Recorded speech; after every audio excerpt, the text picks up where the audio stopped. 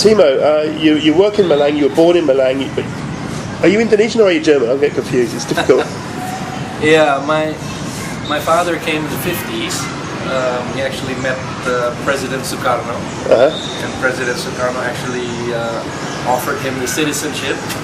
So we're the longest reigning expat family in Indonesia right now. There are a couple of individual people, or longer in Indonesia even.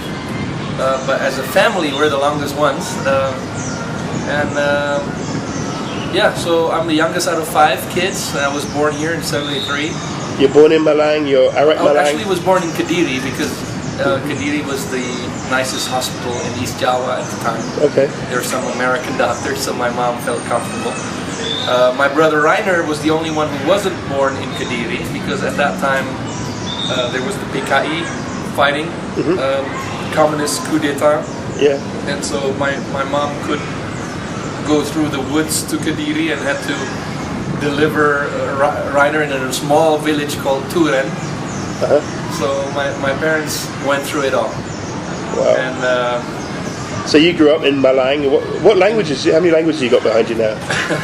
Yeah, I grew up in Batu actually, which is half an hour away from Malang in the mountains, which was a really small town before. Now it's a big touristy town. Went to Indonesian schools. Right. Did you get any stickers at the Indonesian schools? What was it like being the only bule in the classroom? I was the only bule in a school of 1,000 kids.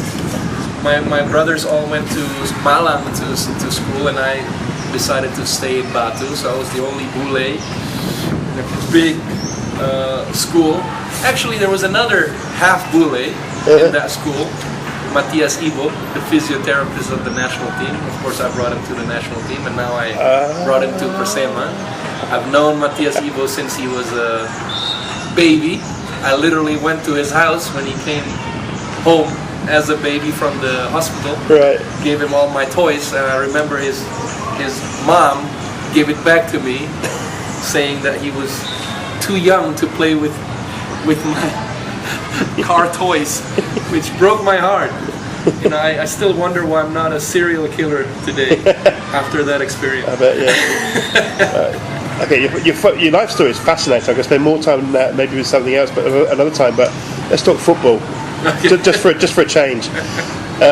You've been involved in football, kind of in the background for many years in Malang, and then finally you got the call to get your first professional job, is that right, with Persema?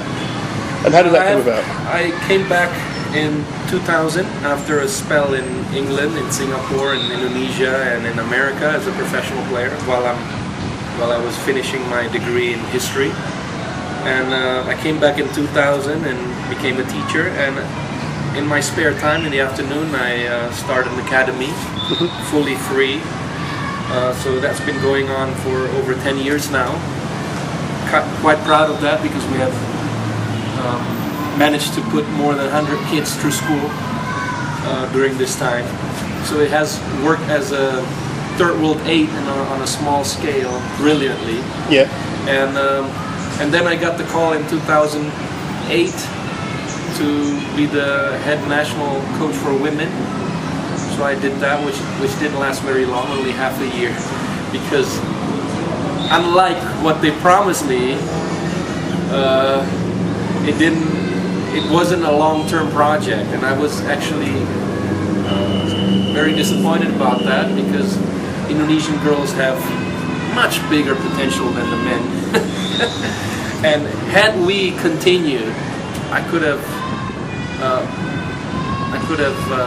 bet my house that we're now in the Olympics. The Indonesian girls are that good. Right. And it just breaks my heart because they don't get the attention that they deserve. And is it true that there's no women's football at the SEA Games this year? Yeah, only futsal. And even that, they took players from 3 clubs. And when I was the coach, that was the only time that we went through all of Indonesia, or most of Indonesia at least, and gotten the best players we could definitely find. So I didn't even start training before several months of recruiting. and that has never happened before. They just started playing with girls from Jakarta and surrounding cities. It just wasn't the national team. So after that, I went back to Wesley, to Malang, to teach to my academy, and then in 2010, in May, I got the call from PSSI to be the vice president of or the vice director of the Badan Tim Nasional, the national team branch body of or body committee of the national of PSSI. And the head was a new guy, Iman Arif, very reformist. He has read my book that I had published in 2006 about total reform of Indonesian football. He liked what he read, even though it was pretty radical. But after only 2 months there, and the only thing I could do during that time was recruiting half Indonesian, half Dutch, half German players, and asked for Gonzalez to become Indonesian, things like that, to have an instant impact on the men's national team. But I didn't get to do much more than that because the mayor of Malang asked me to come back to Malang and coach Persema, which I unbelievably still do today. Because coach of Persema and Arema is the hottest seats for coaches in all of Indonesia. Malang fans are unforgiving, and Persema, I believe, is even hotter of a chair to sit on as a coach because we have a very tough mayor who does not take losing happily or well at all. This season, I mean, right now we have played 5 games in LTI. We've won 4 and tied once. But when we did tie that one time, all hell broke loose, and the mayor already said that I should be replaced, put as the football director instead, and so forth. So yeah, it's very unforgiving and unthankful job, considering Persema is where it is now. Not just what we've achieved on the pitch together as a team, but it has become a household name now.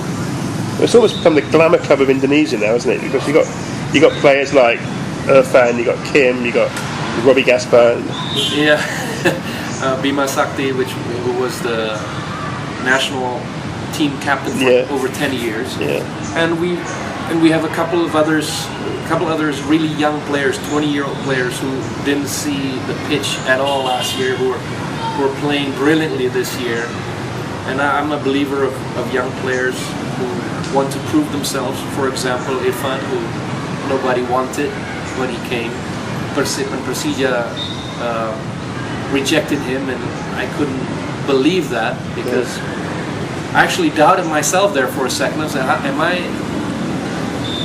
don't I have understanding of football, or what's going on? I really believe this kid is awesome. You know, he has speed, he has great vision, he has desire. You know, and he's still young. So same thing with Kim. Everyone thought he was too small. He looks like a drummer more than a soccer player. But he's a brilliant left back. He played in 4th division Germany. As you know, there are 11 divisions in Germany, and people here cannot comprehend how high the level is. Even 6th division Germany. And he was playing 4th division, and his team actually went up won the league, and is now in 3rd division. And he played 30 games out of 34 matches as a starter, and was only taken out 2 times. Right. And this is a guy that is not even 170 centimeters tall. I don't know how tall he is. I believe he's 165 or something, and he has to play against players my height. So he must be special. Yeah. So even without having seen a game, I recruited him, and sure enough, it worked out. he has become a rock star, just like Irfan is.